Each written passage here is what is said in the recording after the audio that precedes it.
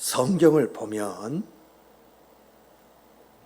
첫째 아담이 나오고 둘째 아담이 나옵니다.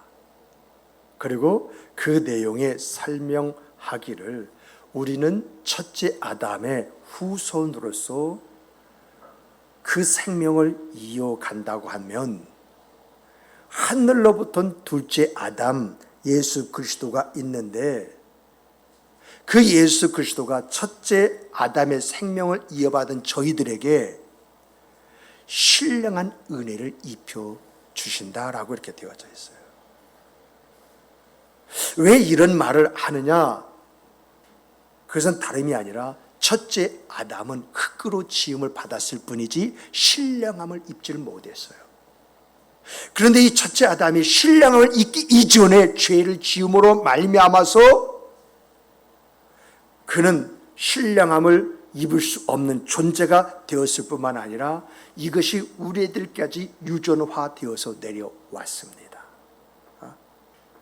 그런데 고린도전서 15장 45절부터 49절을 보면은 우리 주 예수 그리스도가 이 땅에 내 죄의 문제를 해결해 주시기 위해서 그리고 성령을 부어주시기 위해서 이 땅에 오셨고 그리고 우리 각 사람에게 이 신령함을 부어주셨다고 이렇게 이야기하고 있습니다. 내가 이런 신령을 받기 위해서 내가 내세울 만한 내가 행한 것이 하나도 없지만은 우리 주 예수 그리스도가 이 은혜의 통로가 되어져 가지고 우리에게 이 신령함이 부어졌다는 것입니다. 그래서 성경은 예수 그리스도를 믿는 여러분과 저를 가리켜서 뭐라고 이야기했냐? 신령함을 입은 자라 이렇게 이야기를 하고 있습니다. 여러분과 저는 우리 주 예수 그리스도로 말미암아 신령함, 하나님의 신령함을 입은 그런 성도임을 믿으시기 바랍니다. 이런 신령함이 얼마나 중요한 것인지 우리가 인생을 살아가면서 이런저런 일을 통해서 체험을 하게 됩니다. 그런데 이런 체험보다 더 중요한 것이 어디냐? 내가 신령함을 입어야만이 하나님 보좌 앞에 선다는 거예요. 하나님의 영화로운 자리에서 우리 주님과 함께 찬양하며 찬송하며 그 보좌 앞으로 나가는 그런 사람이 된다는 거예요. 그러므로 이 신령함의 가치는 어디서 최대 빛을 발하느냐? 라고 할 때 우리가 하나님 보좌 앞에 섰을 때 이 신령함의 가치는 그 무엇과도 비교할 수 없는 은혜입니다. 이러한 신령한 은혜를 여러분과 제가 받았어요. 이 신령한 은혜 속에서 살아가고 있어요. 이 신령한 은혜가 우리에게 우리 삶 속에 완성되는 그날이 있어요. 할렐루야로 화답하면서 이 은혜의 가치가 얼마나 큰지 노래하면서 그 보좌 앞에서 하나님 앞에 영광 돌리는 그날이 있게 되어져 있어요. 이러한 신령을 받은 우리들이 어떻게 살아가야 할 것인가? 하나님 앞에서 여러분과 제가 어떤 모습을 가져야 할 것인가? 성경은요 다음같이 말합니다. 첫째, 하나님을 위해서 헌신하는 자가 되라 라고 말합니다. 따라서 해보십시다. 하나님을 위하여 헌신하는 자가 되라. 이게 바로 화답이라는 거예요. 우리가 누구에게 은혜를 받으면 그 은혜에 대한 화답이 있을 때, 야, 저 사람 인간성 괜찮네. 뭐죠? 감사할 줄 안다는 거죠. 거기에 화답할 줄 안다는 것이죠. 이와 마찬가지로 하나님께서 이런 신령한 은혜를 입혀주시고 우리의 생과 삶 속에서 그 신령한 은혜가 무엇인지 일깨워 주시고 하나님 앞에 섰을 때 그 가치를 논하게 만들어줬다고 한다면 우리가 이 세상을 살면서 어떻게 해야 할 것인가? 라고 할 때 화답하는 사람인데 이 화답을 성경에서 보니까 헌신으로 말하고 있어요. 은혜를 입었은 즉 그 은혜에 합당한 생과 그 삶을 살아라 하고 내용을 보니까 그게 헌신이에요. 여러분 예전에 제가 두꺼비 이야기한 거 기억나세요? 기억나세요? 할렐루야. 여러분이 기억하지 않으니까 제가 그걸 써먹어도 굉장히 새로운 것을 느끼실 것 같아요. 감사해요. 네. 여러분, 두꺼비는요, 몸이 차가워요. 그래서 옛날에 우리가요, 머리에 헌대가 이렇게 나고요. 그리고 뭔가 같은 발진이 이게 탁 나면은 이 두꺼비 기름 있잖아요. 두꺼비 기름을 우리가 발라줬어요. 기억나세요? 예, 제 나이 위에 때만 기억이 날 겁니다. 도장밥이라는 거 있죠, 머리에. 그러고 나하고 무언가 상처가 나는데 이렇게 불룩 하고 올라올 때에 꼭 이리 와 해가지고 싹 발라주면서 이놈의 자식, 응? 다래끼를 사고 있었지. 이놈의 자식 도장밥을 사오고 있어. 하고 한마디 하고 이게 뭐야? 하면서 발라주시고 그랬거든요. 왜 그러냐면 이게 그 헌대 즉 도장밥이 생기거나 그리고 발찌는 열이거든요. 근데 이 두꺼비 기름 바르면 열은 차가운 성분이기 때문에 발라주면 이게 가라앉아요. 이렇게 이제 두꺼비는요, 몸이 차갑기 때문에 스스로 알을 낳을 수 있는, 부화할 수 있는 길이 없어요. 그러다 보니까 이 두꺼비가 얼마나 지혜로우냐라고 하면 따뜻한 곳에 있으면 알을 내가 이제 부화해서 새끼들을 만들 수 있지 않느냐 해가지고 누구에게 시비 거냐? 뱀에게 시비를 걸어요. 뱀은요, 외적으로 볼 땐 차가운 것 같이 그 몸은 굉장히 뜨겁습니다.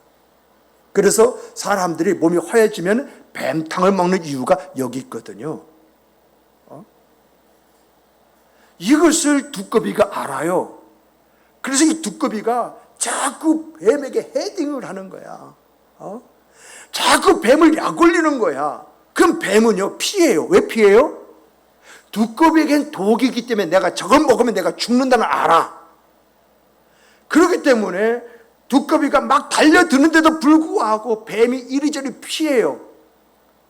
그런데 이 두꺼비가 점핑을 해가지고 배 머리에 그냥 머리를 받는다던가 굉장히 신경을 거느쓰니까 갑자기 이 뱀이 모든 게 망각이 되어서 휙 하고 본능이 나타나고 콱 하고 잡아먹어버려요. 잡아먹는 순간 이 두꺼비는 뱀의 뱃속에서 죽어요. 그런데 얼마 후에 이 두꺼비 때문에 뱀이 죽어요. 그런데 두꺼비 안에 있던 이 알들이 뱀의 따뜻한 그런 체온에 의해서 거기서 부화해가지고 나중에 뱀은 썩어서 문드러지는데 거기서 두꺼비가 벌쩍벌쩍하고 나오는 거예요. 이야, 새로운 것을 듣는 것처럼 이렇게 바라보시니까 야, 제가 기분이 참 좋습니다.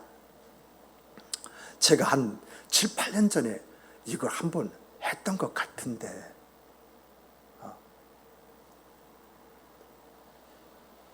성경은요, 예수님에 대해서 이렇게 말했어요.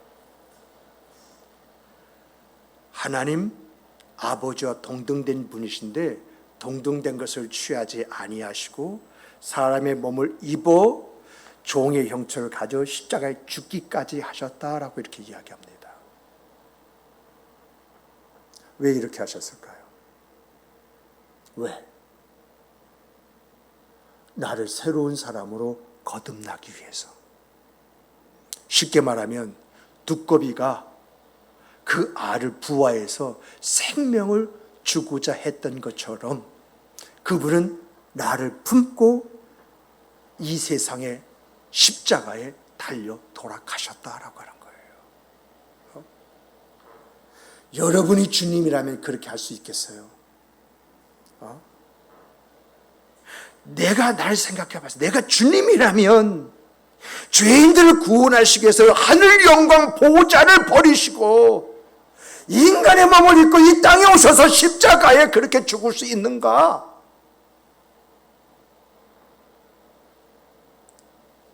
저는 목사이지만 자신이 없어요.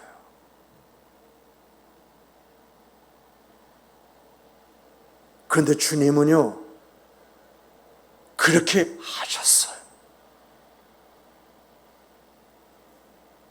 그런 은혜를 여러분과 저에게 베풀어 주셨어요.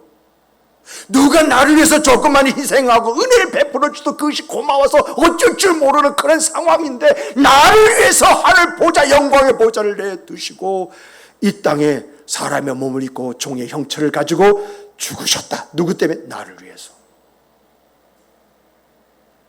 이러한 은혜 앞에, 이런 주님의 희생 앞에 내가 무엇을 어떻게 해야 화답하는 그런 사람, 그런 생각, 그 삶을 살아가는 그런 사람이 될 수 있나요?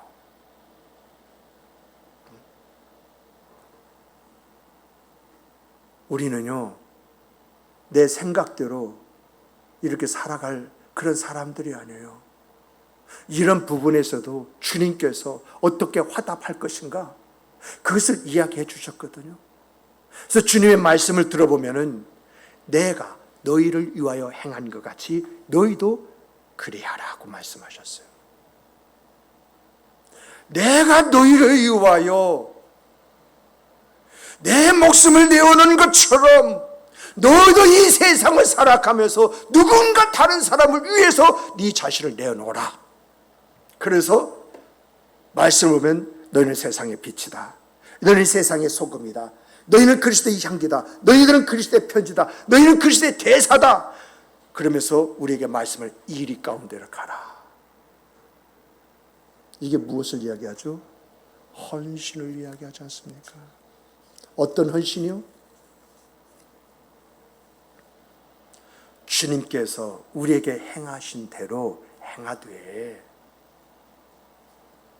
우리가 가져야 할 그런 내용은 세상의 빛이요, 소금이요, 향기요, 편지요, 대사다. 이러한 마음을 가지고 이리 가운데로 가라라고 이야기합니다. 하나님의 은혜를 입은 사람이라고 한다면, 하나님의 은총 가운데 살아가는 사람이라면, 하나님의 인도를 받는 그런 사람이라고 한다면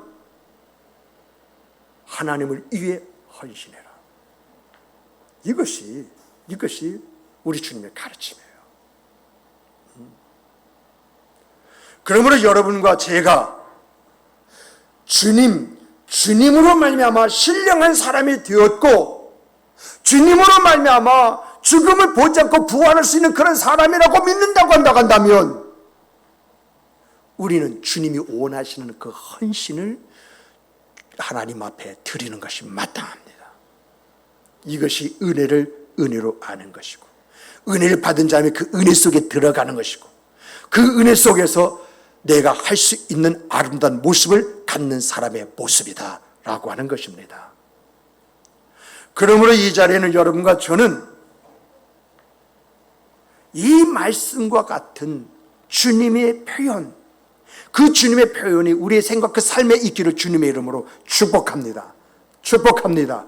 축복합니다. 그저 무덤무덤하게 되게 되는 대로 이렇게 사는 것이 아니라, 내가 이런 신령한 은혜를 입어 싸움에 내가 그 주님으로서 무엇을 해야 할 것인가 라고 할 때, 주님께서 내가 너에게 행한 것이 너희도 그리하라고 말씀하셨다. 그런데 어떻게 하는 것이 그리하는 것이냐라고 할 때, 세상의 빛이요, 소금이요, 그리고 향기요, 대사요, 그리고 편지라고 했다고 한다면 사람들에게 가서 그런 모습을 보이는 것이 당연한 거 아니겠습니까? 이리가 세상이지 않습니까?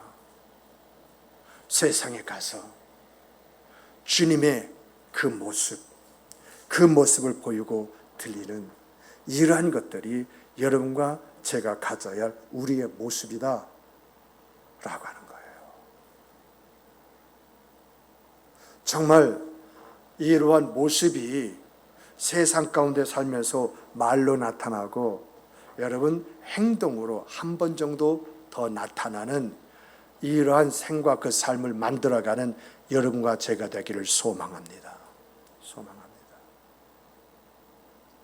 두 번째로 보면은요, 따라서 해보십시다. 헌신은 훈련으로 완성도를 높여가야 합니다. 여러분, 헌신은 하나님의 은혜를 아는 데서부터 출발해요. 이 말은 하나님의 은혜를 모르면 헌신할 수 없다는 거예요. 이것을 또 바꿔보면 헌신하지 않는 사람은 하나님의 은혜를 이야기하면서 그 은혜가 뭔지 모르고 있는 사람이다. 이렇게 말할 수밖에 없어요.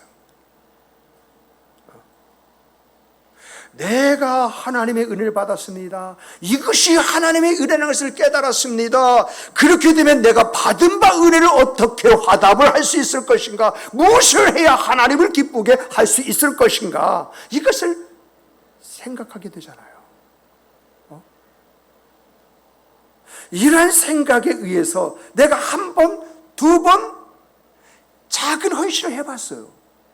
근데 이 헌신을 하면 할수록 특징이 뭐죠? 기쁨이 주어져요. 보람이 주어져요.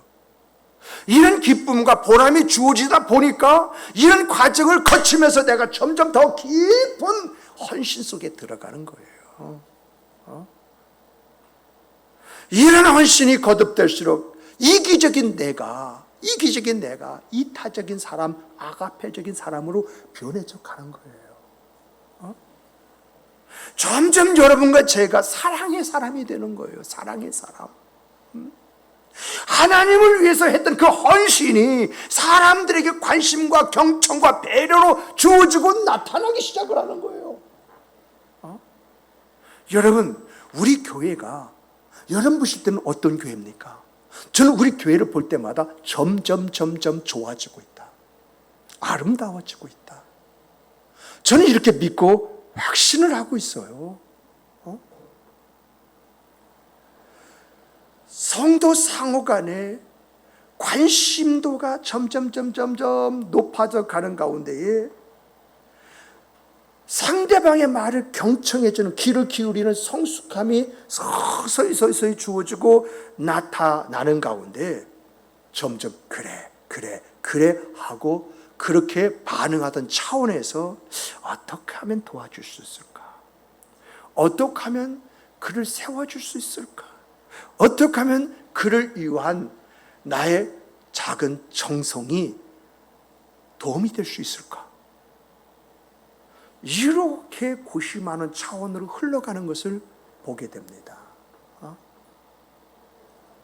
성도 상호 간에 신뢰가 형성되고 있다라고 하는 것을 서로의 말 속에서, 서로의 행동 속에서 그것을 느껴요.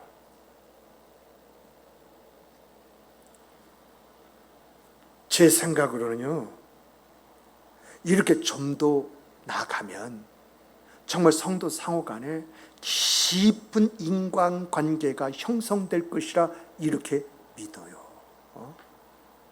우리를 더욱더 원숙하게 만들고요, 무엇인지 알 수는 없지만은 우리 삶의 아름다운 결실이 맺어질 것이다 라고 하는 이 믿음이 주어집니다.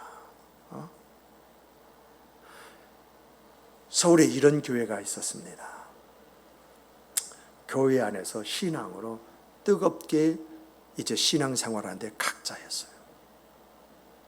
특히 강남은요, 각자가 굉장히 개인주의가 중요해요. 다른 사람들보다도 내가 더 중요해요.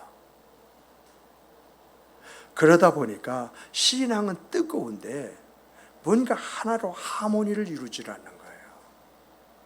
그런데 그런 교회를 변화시킨 한 집사가 있었어요. 이 집사는 별로 잘 살지도 않아요. 그런데 이분은 그리스도 안에서 자기 모습을 가지려고 애를 쓰고 수고를 했어요. 그러다 보니까 성도들이 그 각가지 어떤 문제가 딱 주어지잖아요. 그럼 제일 먼저 가서 그 집 안에서 무엇인가 하고 있어요.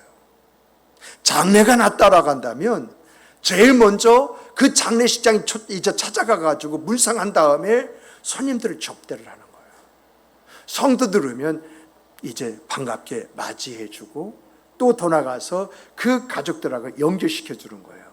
왜? 교회가 크기 때문에 이 사람과 이제 문상원 사람이 모르잖아요. 근데 이 사람은 알고 있어요. 그러다 보니까 친절하게 이 사람은 이제 무슨 교구의 몇 구역의 누구인데 교회에서 직분이 뭐다라고 하면서 이야기하면서 친근감을 해주다 보니까 이 사람의 모습을 성도들이 닮아가는 거예요. 그래서 어느 날 보니까 장례가 일어나는데 성도들이 전부 다 나와가지고 그 집 장례가 자기 집 장례인 거예요. 이렇게 아름다운 모습을 갖는데 여러분, 그 중에서 제법 잘 사는 준재벌급 그러한 사람이 이 사람을 눈여겨본 거예요. 그런데 이 집사의 그러한 자식들을 우연찮게 봤는데 그 자식들이 부모야, 빼박이야. 그래서 이분이 중매를 좀 쓰겠다고 하면서 우리 아들이 장가를 가야 되는데 찾다 찾지 못해가지고 좀 농촌각이 되기 바로 직전이다. 그런데 당신의 딸을 내가 옆에서 지켜봤는데 내 며느리였으면 참 좋겠다. 이러한 이야기가 나왔어요. 그때 아유, 우리가 부족한데요. 우린 가진 것도 없는데요. 이런 말이 나왔다고 합니다. 그러다 보니까 제가 책임지겠습니다. 그리고 자식에게 네가 아버지의 재산을 물려받기를 원한다면 나는 이런 며느리를 보고 싶다 했더니 그 아들이 딱 한 번 만나게 아빠 진짜 여자 됐어. 그래 눈 맞은 지 3개월인가 4개월 만에 결혼식을 했다고 그러지 않습니까? 졸지의 사돈인데 교회에서 이야기 들으면 사돈 그런 사돈이 없대요. 저도 그 이야기를 들으면서 그런 사돈이 부러웠습니다. 나도 큰 녀석이 장가갈 때 그런 사돈과의 그런 관계를 갖기를 원했습니다. 그런데 그것은 저의 기도의 제목으로 아직까지 남아 있습니다. 모르죠. 둘째란 녀석이 장가가면 어떻게 될지 모르겠습니다만은 이런 아름다운 일들이 교회 안에서 가진 것 없지만 다 갖춰진 그 사람이 가진 것 없는 그 사람의 모습을 바라보면서 저 사람의 자식이라면 하고 봤는데 빼박이라는 거죠. 그러다 보니까 망설임 없이 딸을 달라.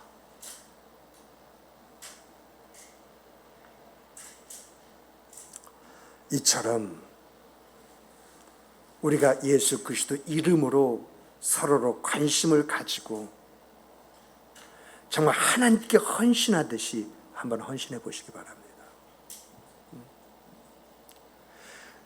자주 찾아가지고요. 자주 함께 나누고요. 그리고 그 상대를 이해해주고 내가 그를 위해서 할 수 있는 일이 무엇인가를 찾아보고 때로는 희생도 기꺼이 감수할 수 있다고 한다면 상대는요. 형제 자매 이상 여러분과 함께하는 것을 기뻐할 것입니다. 이런 하나님을 향한 헌신이 성도 여러분 상호 간의 아름다운 관계로 발전할 뿐만 아니라 신앙의 아름다운 결실로 맺어지는 것입니다. 그죠? 나는 하나님께 헌신하는 마음으로 교회 안에서 이런 일을 했을 뿐인데 그것을 보는 사람이 나를 인정하게 되어지고 그 한 사람으로 인해서 교회에 아름다움이 주어지고 나타날 뿐만 아니라 그 인생의 삶도 아름다운 결실의 열매를 맺게 되는 역사가 일어난다라고 하는 것입니다. 이런 내용을 바라보면서 하나님은 공짜가 없으시구나. 야, 하나님은 살아계시는구나. 내가 하나님 안에서 이런 생각한 삶을 살아간다고 한다면 하나님께서 나의 가정도 내 자식도 책임지고 인도해 주실 것이다 라고 하는 믿음의 확신, 이것이 주어지지 않습니까? 내가 자식을 위해서 어떻게 해볼까 아둥바둥하지 않아도 내가 하나님 앞에 헌신의 모습만 가지고 있어도 그 모습을 보는 사람을 통해서 내 자식의 길까지 열려지는 역사가 주어지고 나타난다는 것입니다. 그러므로 사랑하는 성도 여러분, 우리가 하나님 안에서 어떻게 살아야 할 것인가, 이 삶을 진지하게 고민하면서 하나님의 일하시고 역사하심을 체험하며 아름다운 간증을 앞에 영광 드리는 여러분과 제가 되기를 주님의 이름으로 축복합니다. 축복합니다. 축복합니다. 세 번째는요, 우리의 모든 헌신의 바탕은 사랑이어야 됩니다. 따라서 해보십시다. 우리의 헌신의 바탕은 사랑이어야 된다. 고린도전서 13장 하면은 사랑의 장이라고 이렇게 말을 하잖아요. 그렇잖아요. 여기 보면은요, 우리가 아무리 좋은 일을 했다 할지라도, 사람의 심근을 울리는 일을 했다고 할지라도, 또한 이제 무슨 어떤 그런 것을 했다 할지라도 사랑이 없이 했다고 한다면 그것은 울려나는 꽹과리에 불과하다고 이렇게 말을 했습니다. 내가 가지고 있는 모든 것을 아낌없이 내어줬다 할지라도 사랑이 없이 했다고 한다면 그건 아무런 의미가 없다고 이렇게 이야기를 합니다. 사도 바울이 왜 이런 이야기를 고린도 교회에다가 했겠습니까? 고린도 교회 성도들은요, 대체적 부자가 많습니다. 배운 것도 많고요, 사람이 부러울 만한 다양한 것을 가지고 있었고요, 또 그 사람 개인적으로 보면 자랑할 것이 많은 사람이었고, 다른 교회에 비해서 은사를 많이 체험하고 그 은사를 가지고 있는 교회였습니다. 그런데 그런 교회에도 불구하고 한 가지 부족한 것이 있는데 그 부족한 것이 바로 사랑이었다라고 하는 거예요. 자기가 가진 돈, 지식, 지위, 은사, 이것만 최고수로 여길 줄 알았지 그것을 베풀 줄 몰랐다는 것입니다. 남이 가지고 있는 재능, 전문성, 은사, 지위, 이런 것을 인정하지 않고 다른 사람 그를 받아주려고 하지도 않았다는 것입니다. 모든 것이 자기가 우선이었습니다. 자기 것이 최고였던 그런 사람들이 모인 교회가 고린도 교회였다라고 하는 것입니다. 그런 그들이었기 때문에 사도 바울은 주님이 너희를 사랑하신 것 같이 너희도 서로 사랑해야 한다. 서로 이해하고 서로 받아주고 서로 함께하고 서로 도와주어야 한다라고 이렇게 이야기를 하게 되어집니다. 왜 이런 이야기를 했느냐? 바로 그러한 것이 교회요, 그러한 사람들이 여러분과 저의 삶이기 때문에, 성도의 삶이기 때문에 이런 이야기를 했다라고 하는 그런 이야기거든요. 그리고요, 이런 생각 그 삶을 살아갈 뿐만 아니라 58절을 보면은 뭐라고 이야기했습니까? 58절 다 같이 한번 읽어보십시다. 58절입니다. 자, 읽어보겠습니다. 그러므로 내 사랑하는 형제들아, 견실하며 흔들리지 말고 항상 주의 일에 더욱 힘쓰는 자가 되라. 이는 너희 수고가 주 안에서 헛되지 않은 줄 알미라. 자, 여기 보면 사도 바울이 견실하여 흔들리지 말고라고 했습니다. 이 말이 무슨 말이죠? 내가 주님을 사랑한 것처럼 사랑을 했음에도 불구하고 그것이 상대방이 받아들이지 아니할 때에 우리의 그런 모습이 흔들린다는 거예요. 예를 들면요, 안 믿는 남편 어떻게 해서라도 전도를 해보려고 남편에게 아양을 떱니다. 부드럽게 이야기하면서 이제 남편의 그 말을 귀를 기울이면서 그랬어 하고 받아들여주면서, 그리고 남편을 위해서 준비한 그 음식 먹어보라면서 이거 맛있지? 저거 맛있지? 이렇게 이야기를 하고 있는데 남편이 왜 오늘따라 안 하던 짓 하고 그래? 부담스럽잖아. 이런 말 딱 했다고 가정해 보십시다. 이 말을 듣는 순간 여러분의 마음에 어떤 생각이 들어옵니까? 미운 생각이 들어오지 않습니까?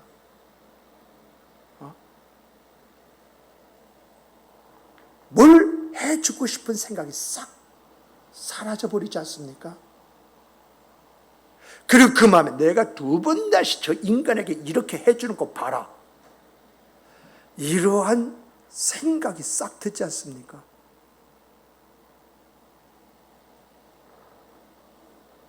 제가 그래요. 우리 집사람이 그런 생각 많이 할 것 같아요. 최선을 다해서 뭔가 남편 이렇게 해서 해주려고 하는데 한다는 소리가 뭐 찔기네 뭐 어쩌네 그러면은 내가 생각해도 뭘 해주려고 해도 그 마음이 싹 사라질 것 같아요. 이렇게 선한 마음으로 뭔가 해보려고 한다면 그 말을 흔들어 버리는 사건이 발생한다는 것입니다. 특별히 교회를 위하여 내가 뭔가를 해야겠다라는 생각을 딱 가지고 그래 한번 해보자 이런 마음으로 교회에 딱 들어오면 그 마음을 흔들어 버린 사건이 나를 기다리고 있어. 이 상할이 많지 그걸 하지 못하게 만드는 그런 일들이 딱 벌어져 가지고 날 기다리고 있어. 그러다 보니까 내가 하고 싶은 그 마음이 싹 하고 사라져요. 근데 여러분, 그렇다고 해서 그 마음을 포기해 버리면요, 항상 내 삶에 어렵고 힘든 일이 날 붙잡고 놔주질 않습니다. 항상 무슨 선한 마음을 가지고 그 일을 하려고 한다면 그걸 방해하고 못하게 만든 일이 딱 나를 기다리고 있어서 나로 하여금 예의하고서나 모든 걸 내던지게 만들어요. 그게 참 신기합니다.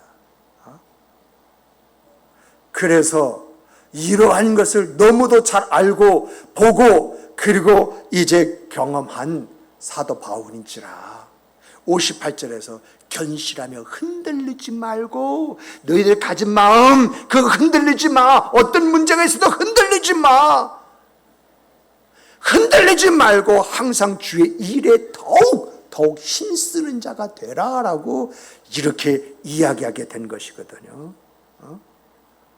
우리가 경험에 의해서 의뢰이 그런 일이 올 줄 알고 미리 마음으로 준비하고 그런 일이 발생하면 이렇게 해야지 이렇게 계산하고 생각하는 것이 아니라 진짜 그 사람을 사랑하고 있느냐 그 영혼을 사랑하고 있느냐 그를 향한 안타까운 마음이 더 크냐 그 일을 통하여 하나님 앞에 영광 돌리고 싶은 그 마음이 간절하냐. 정말 여러분 내가 해야 할 그 행동이 상대방이 나에게 보인 그런 행동보다 크다고 한다면 내가 지금 겨우 만난 일보다 더 크다고 한다면 어떻게 하시겠습니까? 우리는요 그 사람이 나에게 무슨 말을 하고 어떤 짓을 했다 할지라도 내 앞에 기다리고 있는 일이 어떤 일이다 할지라도 그 사람의 말과 행동을 소화할 수 있고요 그리고 내 앞에 주어진 일들을 다 소화해낼 수가 있는 것입니다. 내가 나에게 시험 드는 사람이 있다고 한다면 그 사람을 향한 변함없는 내 모습을 가질 수 있고 그리고 더 나아가서요 또 시험 들을 그 일이 있다 할지라도 그런 일을 능히 이기고 나갈 수 있는 그 일을 극복하고 그 일을 만들어 나갈 수 있는 그런 능력이 내 안에 배양되어지는 것입니다. 그러므로 내가 입을 손해 내가 입을 상처 내가 입을 그 어려움을 생각하기보다는 그 사람을 향한 그 사랑이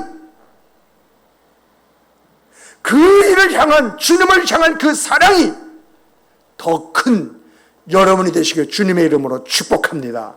축복합니다. 말씀을 정리하겠습니다. 여러분 58절 하반절에 이런 말씀이 있습니다. 너의 수고가 주 안에서 헛되지 않은 줄 알미라. 이 말씀이 여러분과 저의 가슴에 새겨지는 귀한 말씀이 되길 주님의 이름으로 축복합니다. 주님을 향한 그 사랑의 마음으로 교회를 향해 갖는 우리의 관심과 헌신과 희생이 헛되지 않도록 해야 된다는 것입니다.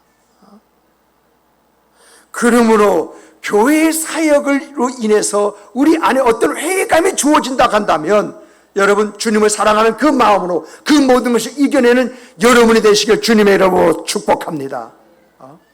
주님을 사랑하는 마음으로 교회를 관심하고 주의 종을 섬기고 성도를 돌봐보십시오. 중심을 살피시는 하나님이라고 그랬습니다. 일거수일투족을 살피시는 하나님이라고 그랬습니다. 정말 하나님이 이 자리는 여러분 한 사람 한 사람 그 중심을 살펴보기를 소망합니다.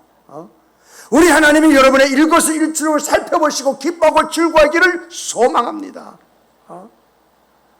그래서 여러분과 저의 생활 그 삶 속에 하나님이 약속하신 것이잖아요. 약속하신 것.